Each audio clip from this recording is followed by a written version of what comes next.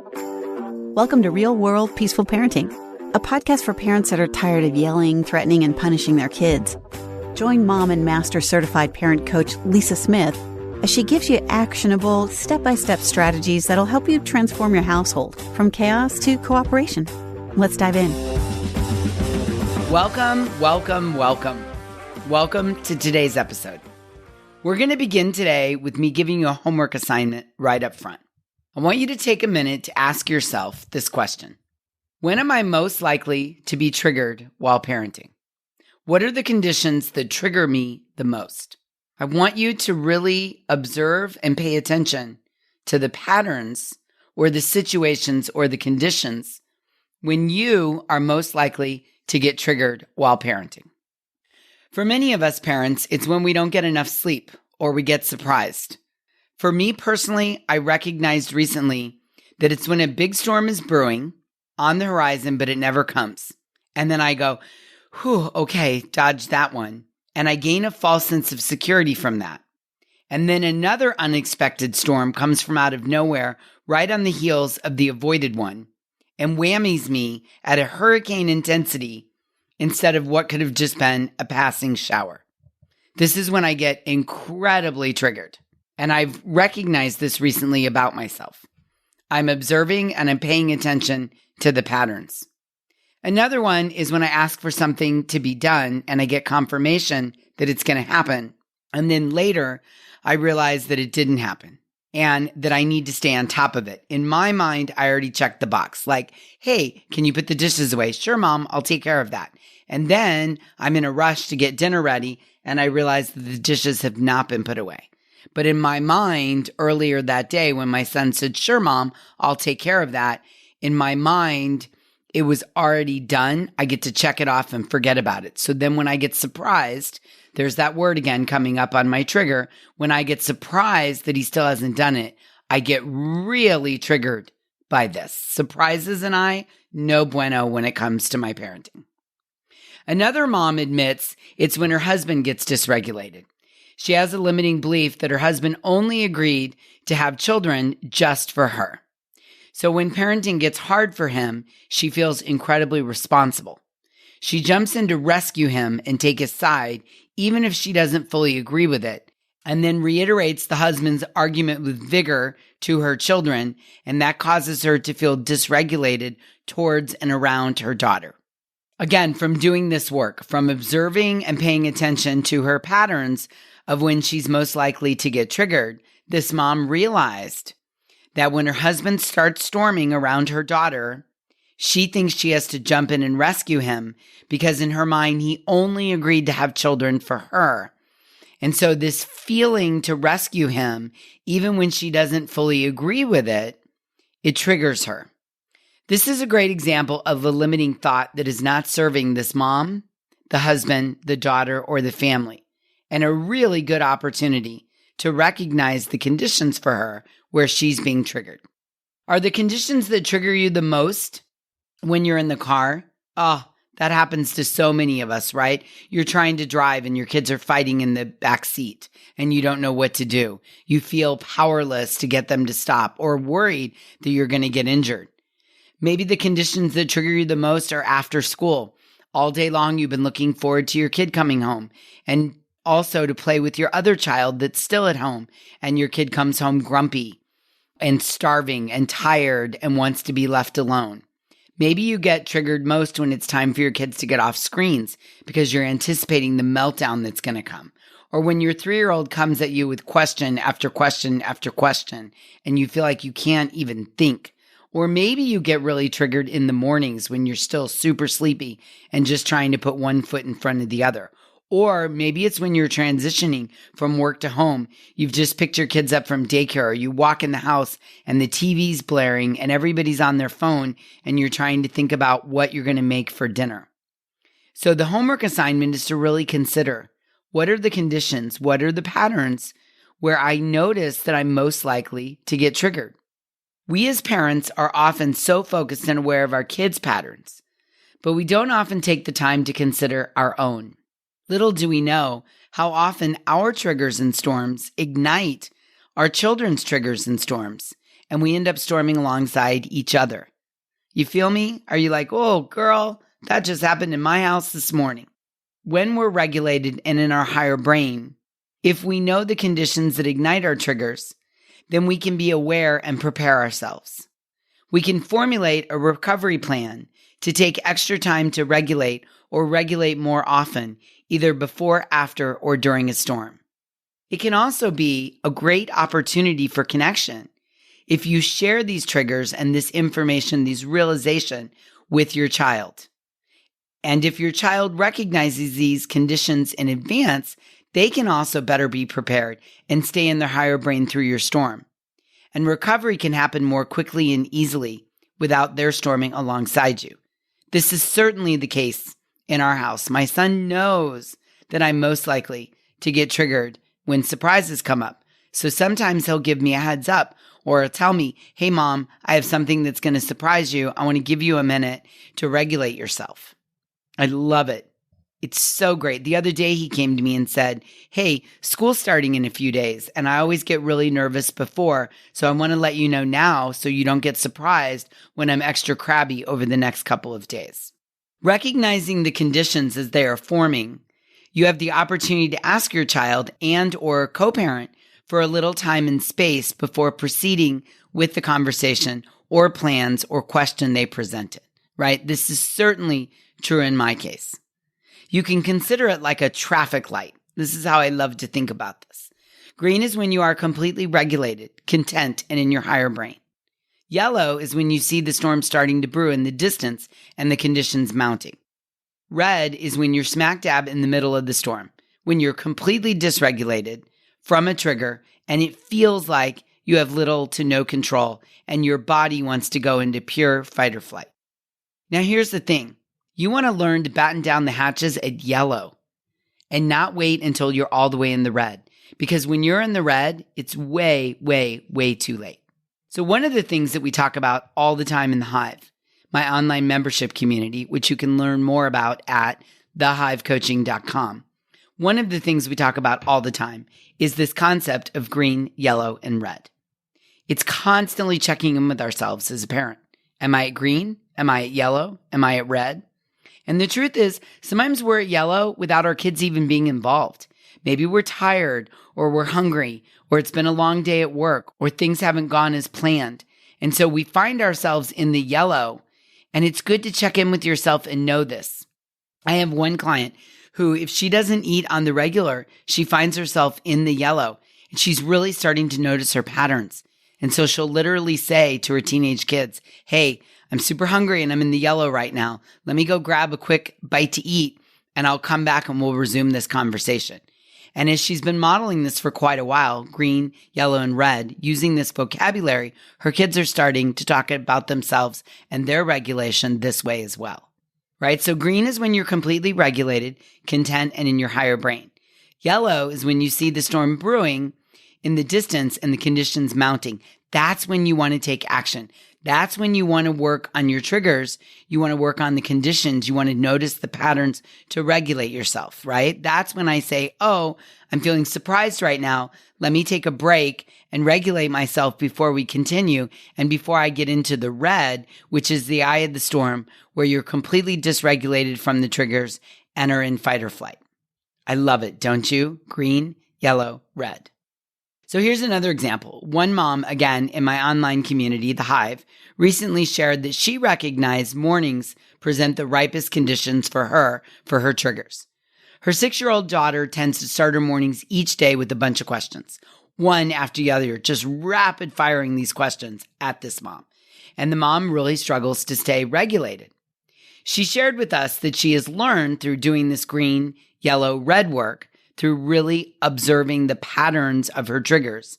She shared that she's learned to ask her daughter for a minute in the morning to get the juices flowing to her brain so she can keep pace with her daughter's questions.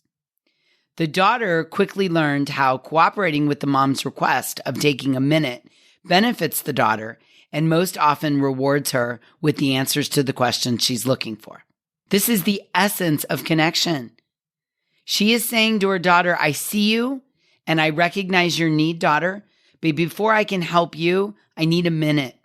I need a minute to get my head straight, and then I can come back and answer all of your questions. She's inviting her daughter to acknowledge her mom's needs as well, and to proactively support her mom and participate in a successful result. The mom shared that if she just says no to her daughter, not now, her daughter comes at her harder, wanting even more attention. But she said when I ask her for a minute and I explain what's going on, it slows her down, which gives me the space I need to collect myself so I can answer her questions, which ultimately gets my daughter what she wants, which is attention and answers to the questions. I love this, don't you? This is really the backbone of connection, because the mom is recognizing her patterns and her triggers, and she's articulating them to her daughter. She's explaining her needs and expectations, what's going on for her. I need a minute. My brain doesn't work this fast in the morning. Let me just have a minute to collect myself, and then I'm all yours, rather than rejecting her or pushing her away, and rather than expecting her daughter to just instinctively know what to do and say. It's so, so, so good. This is connection right here. Right here. Another mom recently said she realized when she tells her kids, "We gotta go," they really have no idea that that means the mom is rushed, worried about being late, counting all the consequences for being late, and moving quickly from yellow to red. Her kids are little and they have no idea the 3 words, "we gotta go," mean all of that. They have absolutely no idea. Kids do not have the experience of knowing what different tones of voice and body language mean. "We gotta go" sounds to them the same as, "Okay, sweetie, I'm getting ready to go now. Take your time. Whenever you feel ready and you have everything you need, we can peacefully and joyfully skip out the door while being excited to get where we're going." They don't understand your tone, your facial expression. The decibel in your voice means we're in an all business mode. It takes time to develop these skills. And even then, maybe they're not typically interested in your quote, all business mode. They haven't read your manual. The "we gotta go" means all business. And they really have no interest in reading it either. Reading manuals and following your directions that are laid out in the manual are not FUN. But what I promise you for sure is if you're saying to your kid, "we gotta go," they have no idea that means that it's all business mode and we need to get out the door as fast as possible, and that I'm stressed, and that I'm worried about being late, and that I'm counting up all the consequences, and that I'm getting dysregulated myself and on the verge of moving from yellow to red, right? Your kids have absolutely no idea.